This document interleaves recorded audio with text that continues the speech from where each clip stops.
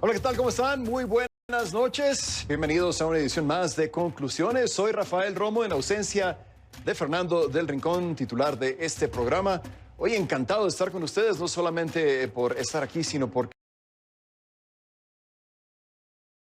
estoy de nuevo en mi México lindo y querido aquí en la Ciudad de México, desde donde estoy reportando. Así que comenzamos. Gracias por acompañarnos.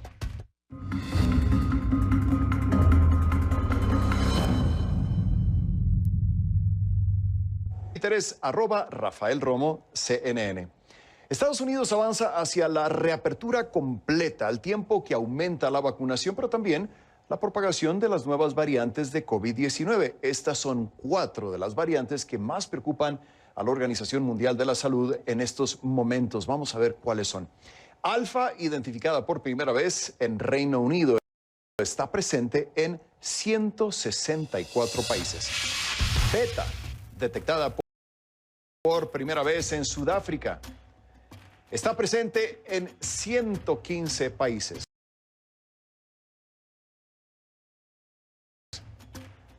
Gamma, identificada en Brasil, tiene presencia en 68 países. Y la variante Delta, identificada en la India, actualmente presente en 92 países. Y justamente Delta es la variante que ha adquirido un mayor protagonismo en los últimos tiempos. Algunos temen que pueda saturar los sistemas de salud y retrasar los planes de reapertura. Vamos a repasar todo lo que tiene que ver sobre esta variante. Lo más importante es que es más contagiosa que las demás y se calcula que hasta un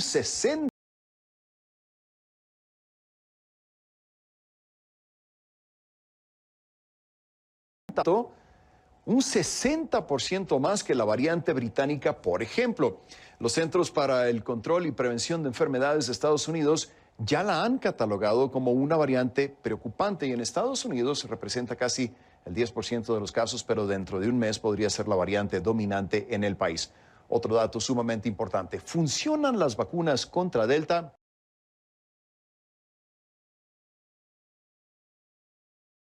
La respuesta es sí, aunque hay un pero.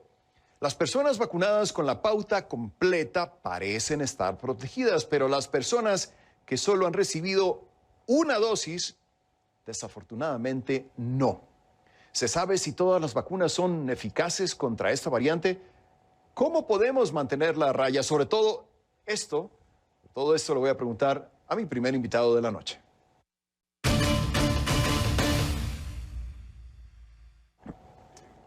Siempre es un gusto, un honor, un placer darle la bienvenida al doctor Elmer Huerta, experto en salud pública y colaborador de CNN, quien nos acompaña en vivo desde Washington. Bienvenido como siempre a Conclusiones, doctor. Gracias por estar con nosotros y vamos a empezar por lo más.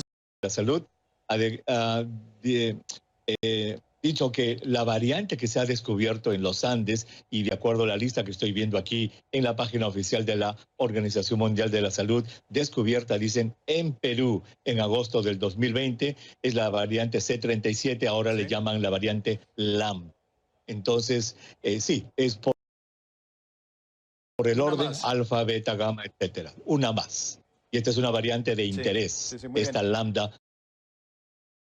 descubierta en el Perú. Ahora, quiero preguntarle sobre la variante que parece que está causando más preocupación. Es Delta, ya lo mencionaba anteriormente, oficialmente conocida. Esto siempre me llama mucho la atención, doctor.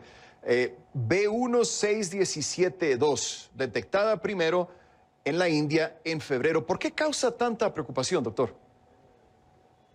Esta variante causa preocupación porque ya se ha demostrado que es una variante que es capaz de transmitirse mucho más rápidamente, uno. Segundo, causar un cuadro clínico de COVID-19 que parece ser diferente. Tercero, es de que escapa a la acción de algunas vacunas, entonces ya pasa a ser, y esto es importante para nuestros televidentes, Rafael, una variante de preocupación. Y aquí quizá tenemos que definir estos dos términos. Variante de interés es una cosa Y variante de preocupación es otra cosa. La variante de interés, como su nombre lo dice, interesa saber si se contagia más, interesa saber si escapa a Sí. las vacunas, interesa saber si causa epidemias, interesa. Ya cuando se va probando que sí responde afirmativamente a esas preguntas, Rafael, entonces ya se dice, ya no es de interés esta variante, ya es de preocupación. Y son cuatro, como dijiste bien al comienzo, las variantes de preocupación: alfa, beta, gamma y delta. Muy bien, ahora, doctor, algo en lo que tengo mucha curiosidad es sobre si puede, en teoría, una variante en un país con bajo nivel de vacunación tener una mutación y convertirse en una nueva variante que afecte a la gente en otro país, por ejemplo, Estados Unidos, que tiene un alto nivel de vacunación. ¿En teoría es posible eso, doctor? ¿Ha pasado? Absolutamente sí, está sucediendo. Es más, se ha reportado en estos días que la variante Delta está sufriendo porque cuanto más gente infecta, Rafael, cuanto más oportunidad tiene de replicarse este virus, más posibilidades tiene de mutar y convertirse en una variante diferente. Así es como se han formado estas variantes. Entonces, la respuesta corta a tu pregunta es sí. Si es que no se empieza a vacunar, si los países no reciben las vacunas y empiezan a vacunar a su población, permitiendo que hayan infecciones en alto número, no hay absolutamente ninguna duda, Rafael, que se van a producir nuevas variantes y estas variantes van a llegar a los países que están vacunando a toda su gente sin preocuparse por compartir sus vacunas con los países que no la tienen. Muy bien, doctor, más temprano le escuché decir algo que tiene mucha lógica, pero para serle sincero, y me da una poca de pena admitirlo, no había asimilado antes. Dijo usted, doctor, ninguna vacuna es 100% efectiva, no existe nada 100% efectivo en medicina. Y le quería preguntar esto porque yo estoy vacunado al 100%, las dos dosis de Pfizer, vivo en Atlanta, donde la pandemia va a la baja, pero ahora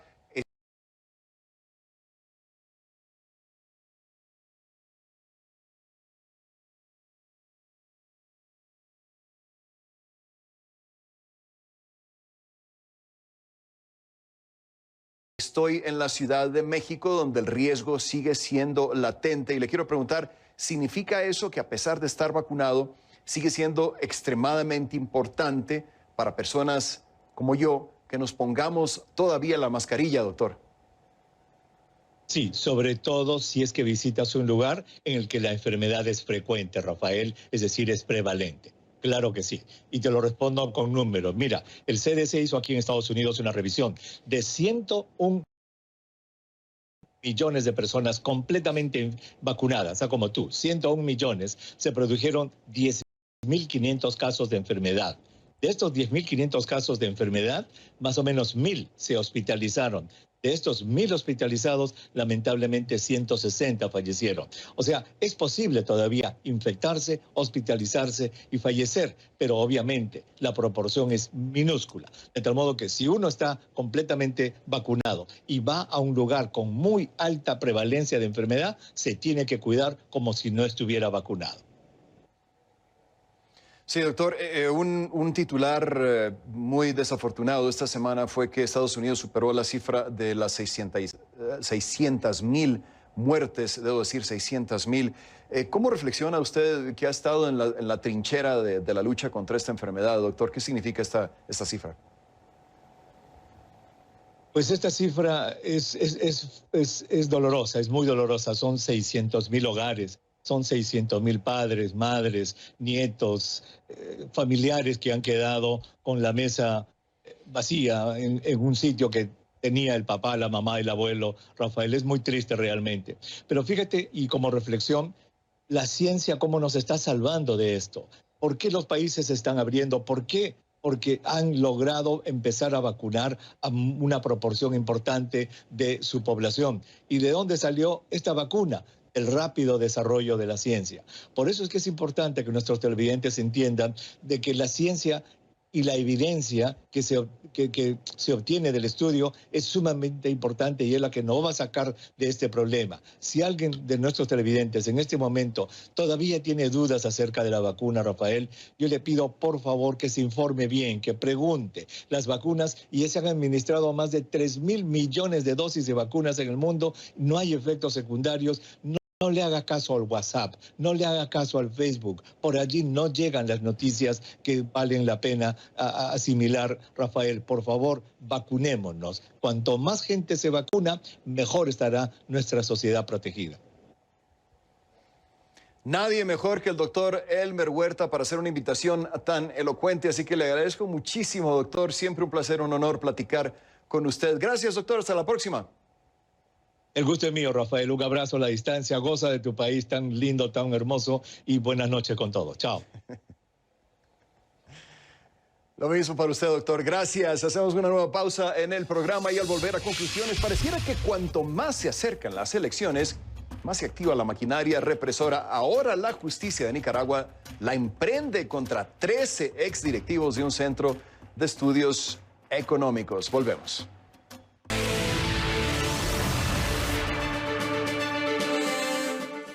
La campaña de represión en Nicaragua ya no solo se concentra en los opositores o en la prensa local. El régimen Ortega Murillo extendió su purga a la prensa internacional. Este jueves las autoridades de Nicaragua denegaron el acceso al país al periodista Anatoly Kurmanaev del diario The New York Times. Y eso a pesar de que el periodista cumplía con todos los requisitos legales y sanitarios que se exigen para entrar a Nicaragua. Horas antes de que su avión despegara, la aerolínea en la que viajaba canceló su boleto a Managua. El régimen no dio ninguna razón para explicar su decisión. El periodista se comunicó directamente con Rosario Murillo, vicepresidenta y esposa de Daniel Ortega, pero como respuesta solo recibió un escueto "gracias por su interés". Y les pido que a partir de este momento me acompañen utilizando la etiqueta numeral Conclunica Detenidos, numeral Conclunica Detenidos. Recuerden que recibo todos sus comentarios a mi cuenta en Twitter, es @RafaelRomoCNN.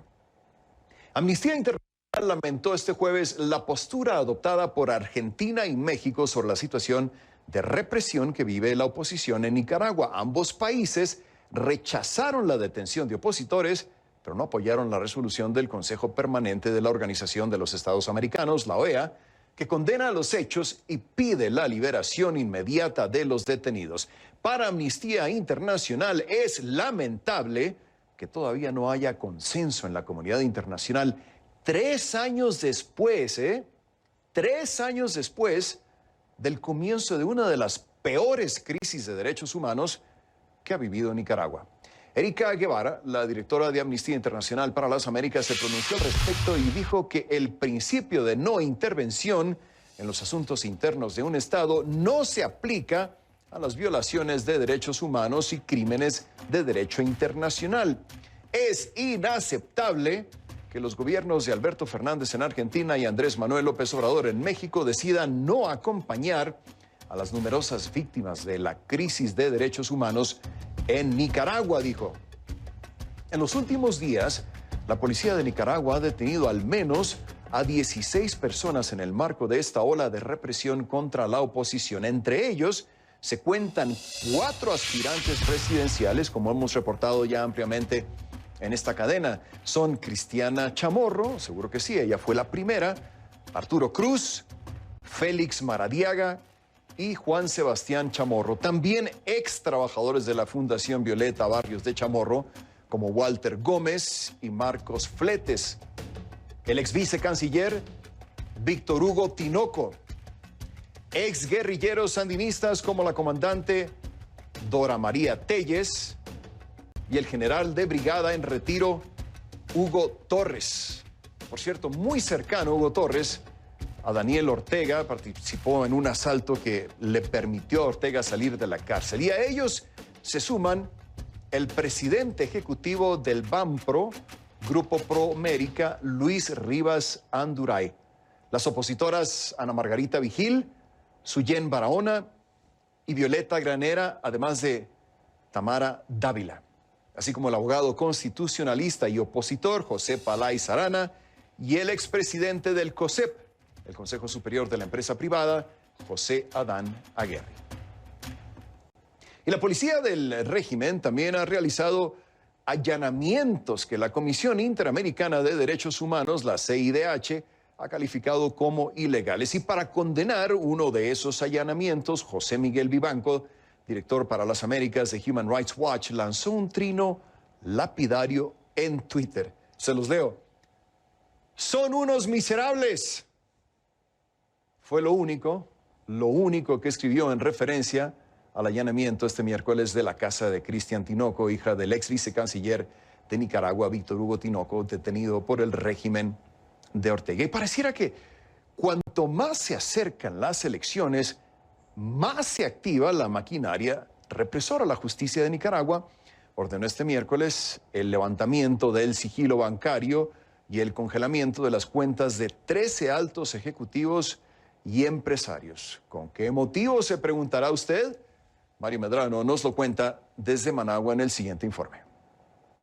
La justicia nicaragüense ordenó este miércoles el levantamiento del sigilo bancario y el congelamiento de cuentas de 13 altos ejecutivos y empresarios a quienes vincula en un caso abierto a la Fundación Nicaragüense para el Desarrollo Económico y Social FUNIDES y a una presunta violación a la ley de agentes extranjeros, según lo informó el Ministerio Público este miércoles a través de un comunicado. La medida fue dispuesta por la jueza del 9º Distrito Penal de Audiencias de Managua, Karen Vanessa Chavarría Morales. Luis Alberto Montenegro, superintendente de bancos y otras instituciones financieras, la entidad estatal que supervisa la banca en el país, ordenó este miércoles al Sistema Bancario Nacional dar cumplimiento inmediato a lo ordenado por la autoridad judicial y remitir los resultados al despacho de la Fiscalía General de la República, de acuerdo con una circular a la que tuvo acceso CNN. La orden de la jueza alcanza a Juan Carlos Sansón Caldera, Gerardo José Baltodano, entre otros exdirectivos de FUNIDES, y también a Luis Alberto Rivas Anduray, presidente del Grupo Promérica, detenido este martes. CNN trató de obtener un comentario de algún miembro de la FUNIDES, pero aún esperamos respuesta a nuestra solicitud. FUNIDES, según informa la entidad en su página web, es una institución de pensamiento independiente que se especializa en la investigación y análisis de políticas en las áreas de desarrollo económico y reforma institucional. En su sitio, la fundación publicaba informes periódicos de la coyuntura económica y recientemente también acerca de las políticas públicas respecto de la pandemia de COVID-19. Antes de su arresto, la noche de este martes, Rivas Anduray, del Grupo Promérica, había comparecido a una cita ante el Ministerio Público por el caso abierto contra FUNIDES, según informó el Ministerio Público. La Policía Nacional reportó en un comunicado que investiga a Rivas Anduray por supuestamente infringir la Ley 1055, llamada Ley de Defensa de los Derechos del Pueblo a la Independencia, la Soberanía y la Autodeterminación para la Paz. Las autoridades no informaron si la causa de investigación es de carácter personal o institucional. Mientras tanto, Banpro Promérica emitió un comunicado donde dice: estamos seguros de la calidad moral del doctor Rivas y confiamos se podrá esclarecer esta situación. Para CNN, Mario Medrano, Managua. Y ahora quiero darle la bienvenida a Álvaro Leiva, secretario ejecutivo de la Asociación Nicaragüense Pro Derechos Humanos, la ANPDH, que nos acompaña desde San José, en Costa Rica, donde tuvo que salir en exilio luego de múltiples amenazas en su contra. Bienvenido a Conclusiones, Álvaro, gracias por estar con nosotros. Primero fue Cristiana Chamorro, precandidata presidencial, luego le siguieron otros precandidatos, Arturo Cruz, Félix Maradiaga, Juan Sebastián Chamorro, después fueron líderes de la oposición, luego activistas, antes de pasar con exguerrilleros sandinistas que en un tiempo fueron aliados de Ortega, y bueno, ahora es un banquero. ¿Dónde va a parar esto? Le pregunto, Álvaro, para preguntar. Bienvenido, adelante. Muy buenas noches, Rafael. Gracias por darnos la oportunidad de desarrollar nuestro trabajo en la promoción y defensa de los derechos humanos de todos los nicaragüenses.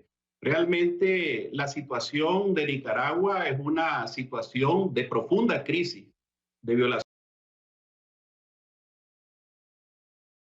a los derechos humanos con consecuencias graves para la región y el mundo. Frente a un régimen que no tiene la voluntad política de mejorar esa radiografía de los derechos humanos y sus compromisos internacionales en materia de derechos humanos. Realmente nosotros como organismo de derechos humanos Esperamos que el comportamiento de este régimen va a ser y irá en permanente ascenso, hostil, por una falta de tolerancia hacia los derechos políticos, los derechos civiles que ejercen los nicaragüenses y sobre todo en esa demanda por restituir la democracia y el respeto a los derechos humanos en Nicaragua, que hoy son violados por una dictadura cruel y sangrienta. Sí, esto último que me dice lo hemos escuchado ya varias veces y de diferentes fuentes esta semana. Ahora, Álvaro, aquí hay una situación innegable y es el hecho de que la Iglesia no pudo, las organizaciones de derechos humanos tampoco, y yo le quiero preguntar esta noche, ¿hay alguien o algo que le pueda poner freno a Ortega? Mira, no es que no hayamos podido, estamos trabajando. Ortega, todo esto hay que estar claro, ¿verdad? Que es producto de una desesperación, es producto de una situación que está llevando, ¿verdad?, al despeñadero total de los derechos humanos y de la democracia en nuestro país. Y definitivamente estamos trabajando día y noche para garantizar ese sueño del pueblo nicaragüense, que es la restitución de su democracia, junto con el apoyo de la comunidad internacional. Desde luego, todo se va desarrollando conforme los momentos, de acuerdo a las acciones que va marcando el momento, la dictadura, para llevar a un desarrollo que podamos tener la posibilidad de que los nicaragüenses puedan restituirse este derecho. Estamos trabajando permanentemente. Pero Álvaro, con muchos sectores y la comunidad internacional. Es cierto, la comunidad internacional ha hecho pronunciamientos, Estados Unidos ha implementado nuevas sanciones contra el régimen, pero aquí siempre nos queda a nosotros la pregunta sobre si realmente es suficiente y sobre si van a alcanzar realmente este tipo de medidas. Y quiero preguntarle a usted que ha estado en esta lucha por mucho tiempo, ¿es suficiente lo que ha hecho por lo menos hasta ahora la comunidad internacional? Bueno, mira, el tema de las acciones internacionales están en sintonía del derecho internacional.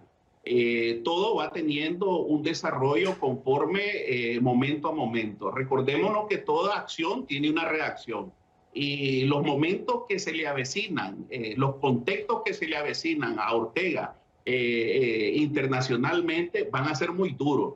En este momento es permanente en la agenda internacional el tema de Nicaragua y tenemos que tener la plena seguridad de que va a ser una respuesta contundente que definitivamente va a ser lamentable para el régimen Ortega Murillo por su prepotencia, por su falta de voluntad, por su forma de conducir en este momento al pueblo de Nicaragua hacia el dolor, hacia el sufrimiento, hacia las violaciones de derechos humanos, y en ese sentido estamos trabajando todos los nicaragüenses. Yo le hago un llamado a todos los nicaragüenses de que vayamos a la unidad. Y hoy más que nunca tenemos que tener esperanza, porque definitivamente los días del régimen están contados y vamos a lograr que Daniel Ortega entregue el poder.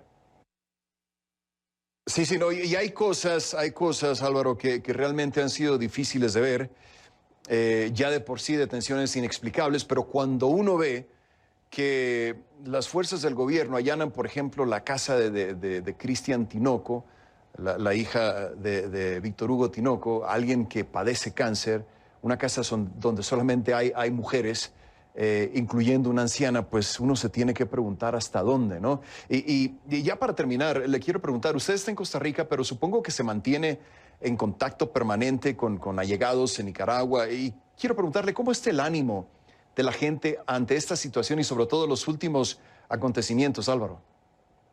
Bueno, la situación del tema de las consecuencias reflejadas en la migración de nicaragüenses pidiendo petición o protección humanitaria es permanente y hemos tenido un aumento y estamos trabajando muy duro como organismo de derechos humanos y como defensores en función de tratar de que nuestros conciudadanos tengan la asistencia de esa garantía humana que le asiste, y que damos la gracia al gobierno de Costa Rica y al resto de la comunidad internacional ese trabajo que estamos desarrollando todos en equipo.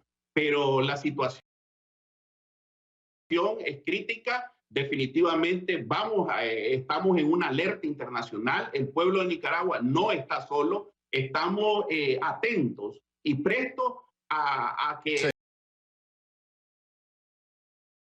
en los próximos momentos vayan desarrollando acciones que van a ir poniéndolo al régimen en cintura, como dicen en buen nicaragüense, a fin de que puedan restituírsele sus derechos humanos y sus derechos constitucionales. Hay que tener mucha fe. Ya para terminar, le comparto lo que nos dijo Cristian Tinoco el martes aquí en este programa. Dice, y estoy citando, la dictadura de Daniel Ortega es peor de lo que fue la de Anastasio Somoza. En otra ocasión me gustaría preguntarle si usted está de acuerdo con ella. Le agradezco muchísimo a Álvaro Leiva, secretario ejecutivo de la Asociación Nicaragüense Pro Derechos Humanos, la ANPDH, quien nos acompañaba desde San José en Costa Rica. Gracias, Álvaro. Marcamos una nueva pausa y al regresar en San Francisco graban a un hombre mientras robaba, pero ni eso lo detuvo. Las tiendas se están yendo de la ciudad. El reportaje a continuación.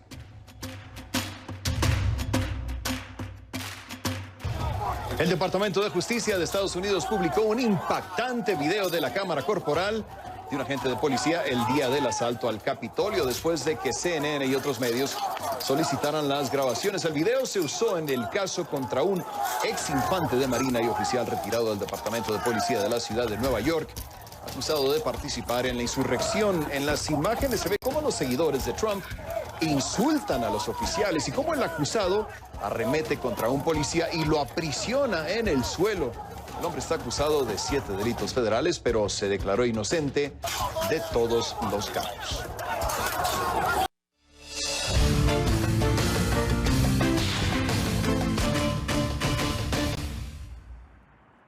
En Oakland, California, se está construyendo una aldea modelo o Villa Milagro que ofrece comida caliente y duchas para las personas sin hogar. La iniciativa llegó de la mano de artistas y organizaciones defensoras de los derechos de los sin techo.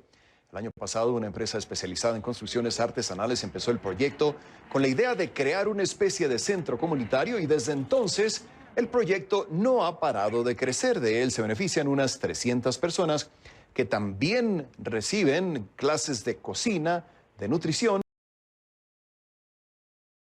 o sesiones de lucha contra las adicciones en esta Villa Milagro. Y no muy lejos de ahí, en San Francisco se está viviendo un aumento significativo en el número de robos en las tiendas. Algunas cadenas minoristas, incluyendo Walgreens, han tenido que cerrar más de una decena de tiendas en la zona de la Bahía. Algunos de los robos son de los más descarados que verán, como este ejemplo que nos trae Dan Simon. Los ladrones de tiendas suelen ocultar sus crímenes. No es el caso de este en un Walgreens en San Francisco. El ladrón toma elementos de los estantes y llena una bolsa de basura, incluso mientras un guardia de seguridad observa a pocos metros. Minutos después, se escapa de la tienda en una bicicleta. El guardia intenta tomar la bolsa, pero el ladrón se escapa con su gran botín. Me es difícil como periodista decir que no me involucraré. No puedo estar involucrada, debo ser un poco neutral. El video viral fue capturado por la periodista local de ABC, Liane Meléndez, y muestra la ilegalidad que erosiona aún más la imagen de una de las ciudades más queridas en Estados Unidos. Vivo en la ciudad y veo esto constantemente. Es cierto, ocurre tan constantemente que Walgreens dice que ha cerrado 17 de sus tiendas en San Francisco en los últimos 5 años, principalmente debido a los hurtos. Cuando se compara la cantidad de hurtos en San Francisco con algunas tiendas promedio en la empresa, ese factor multiplicador es realmente impulsado por el crimen minorista organizado.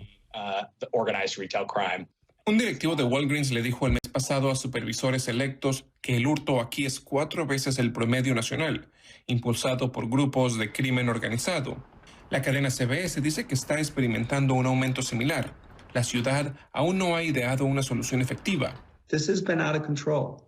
Esto ha estado fuera de control y la gente teme ir a estas tiendas, ancianos con discapacidades, niños, y ocurre desvergonzadamente. Y con pocas consecuencias, según datos policiales, menos del 3% de los casos de hurto de este año han llevado a un arresto, lo que para algunos invita a que haya más comportamiento criminal.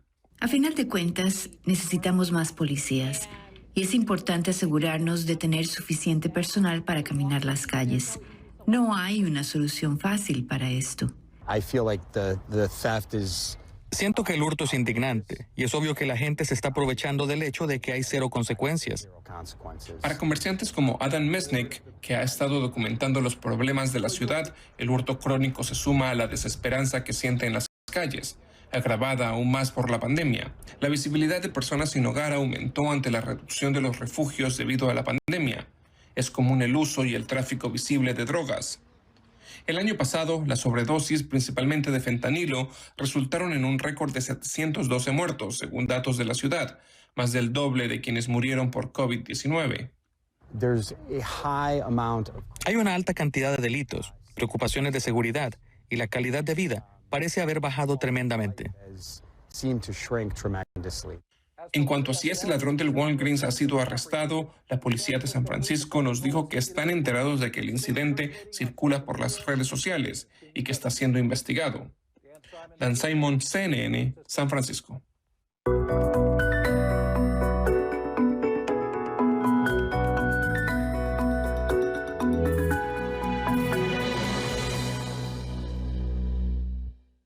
Seguimos en la costa oeste de Estados Unidos. Cada 17 de junio se conmemora el Día de la Lucha contra la Desertificación y la Sequía. Para este 2021, Naciones Unidas puso el foco en la transformación de las tierras degradadas en tierras sanas. Y nosotros nos fijamos en uno de los lugares más afectados en Estados Unidos. Gonzalo Alvarado se desplazó hasta el lago Mead, el mayor embalse del país.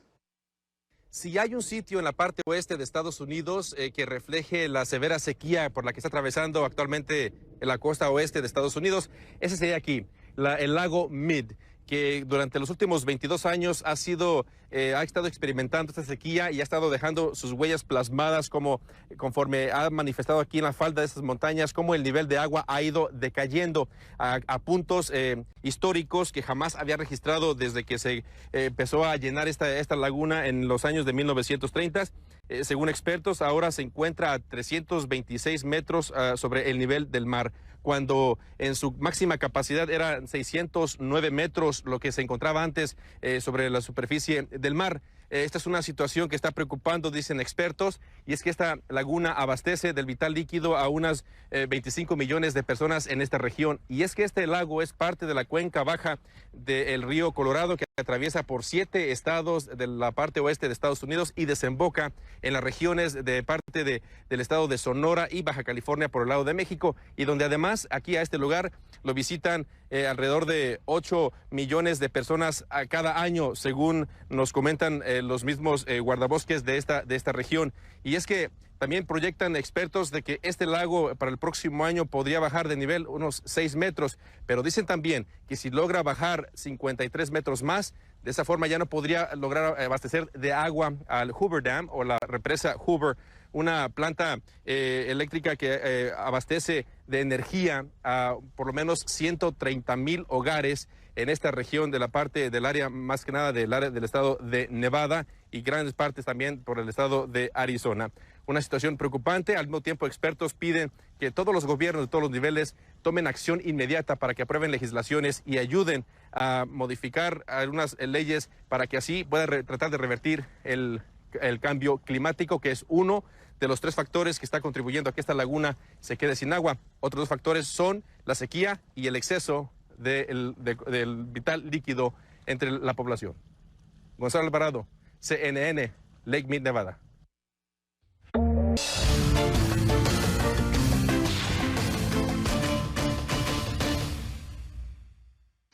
El gobernador de Texas, el republicano Greg Abbott, dice que utilizará $250 millones para construir un muro fronterizo con México y así impedir la entrada de indocumentados.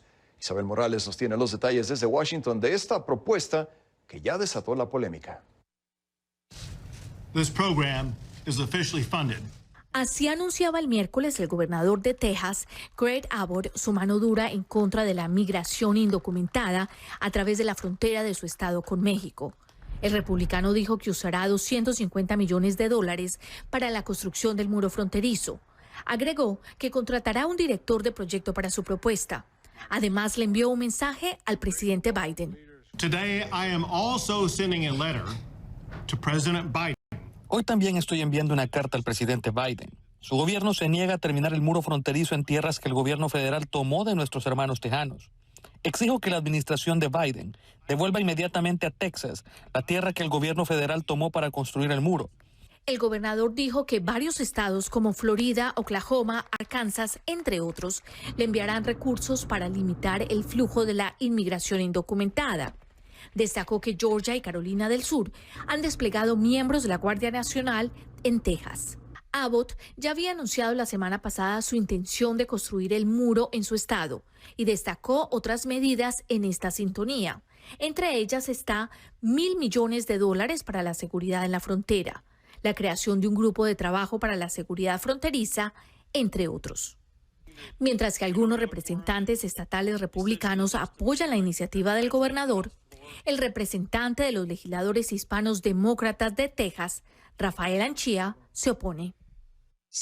La legislatura, que está controlada por republicanos, va a jalar $250 millones del sistema de justicia y mandarlo a una muralla fronteriza. Viene Donald Trump y va a hacer una película con el gobernador y es básicamente una comedia de Trump y Abbott aquí en el estado de Texas. Pero la comedia son también una tragedia porque esos $250 millones se pudieran dar a miembros del público. Un propietario con más de 240 hectáreas al sur de Laredo, Texas, expresó a CNN su rechazo a las iniciativas del gobernador. El gobernador debería centrarse en nuestros problemas reales, a menos que el muro se construya en medio del río. En el momento en que los inmigrantes pisan suelo estadounidense, tienen derecho a pedir asilo. Mientras que el gobernador de la Florida, el republicano Ron DeSantis, anunció el miércoles que su estado enviará policías estatales y locales a Texas y Arizona para ayudar a lo que calificó como una crisis fronteriza. Creemos que asegurar la frontera sur es importante para nuestro país, pero específicamente creemos que beneficiará a las personas de la Florida poder tener esto bajo control.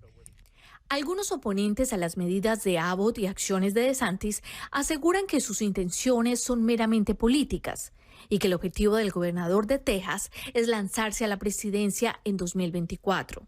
Abbott dijo que quien piense que sus acciones son políticas no le interesa a los residentes de Texas. Isabel Morales, CNN, Washington. En cambio, los inmigrantes que residen en Queens, en Nueva York, bueno, pues ellos cuentan desde ahora con un centro de bienvenida que fue abierto por la municipalidad. El objetivo es brindarles, especialmente a los indocumentados, toda la información y asesoría que necesitan para hacerlos sentir como en casa. Gilbert Vega nos tiene el informe a continuación. 1, 2, 3. Con este evento, el distrito neoyorquino de Queens, reconocido por ser el más diverso de Estados Unidos, gracias a la pluralidad de sus residentes, reiteró la hospitalidad que esta municipalidad le ha brindado históricamente a los inmigrantes. No importa qué pasa o quién está a cargo en Washington, quiero que la gente de Queens sepa algo. Ustedes son bienvenidos aquí. No importa de dónde vienen, no importa qué lenguaje hablan, no importa cuál es su origen. Para renovar ese compromiso y después de lograr el apoyo financiero de la legislatura estatal de Nueva York, el presidente del distrito de Queens abrió un centro de bienvenida para inmigrantes en el mismo edificio donde funcionan sus oficinas administrativas. Porque aquí vamos a ayudar a nuestra comunidad a prosperar, a que sean integrados a nuestra sociedad y que se sientan seguros y amados. Porque si eres un inmigrante, aquí te queremos. Según el distrito de Queens, más de la mitad de sus 2.400.000 residentes nacieron en el extranjero, por lo cual allí se hablan más de 200 idiomas. De ahí que, según su directora de Asuntos de Inmigración, era necesario ofrecer un lugar donde, sin temores por su estatus legal en el país, los inmigrantes pudieran buscar ayuda. Y aquí le ayudamos a llenar aplicaciones, a conectarse con organizaciones que proveen comida. Ahorita estamos haciendo promoción para las vacunas de COVID-19. Entonces, esto es un centro que pueden tener cualquier información que necesitan. En este pequeño pero cálido espacio, los inmigrantes podrán buscar información sobre necesidades básicas como empleo, salud, educación, vivienda y alimentación, entre otros. Para las organizaciones de ayuda a los inmigrantes, se trata de un complemento al trabajo que ellas realizan con la comunidad. Sabemos que cuando una familia migrante, una persona solo llega a este país, tiene muchas preguntas, ¿no? Acerca de servicios de salud, servicios sociales, a dónde va a mandar a sus niños a las escuelas.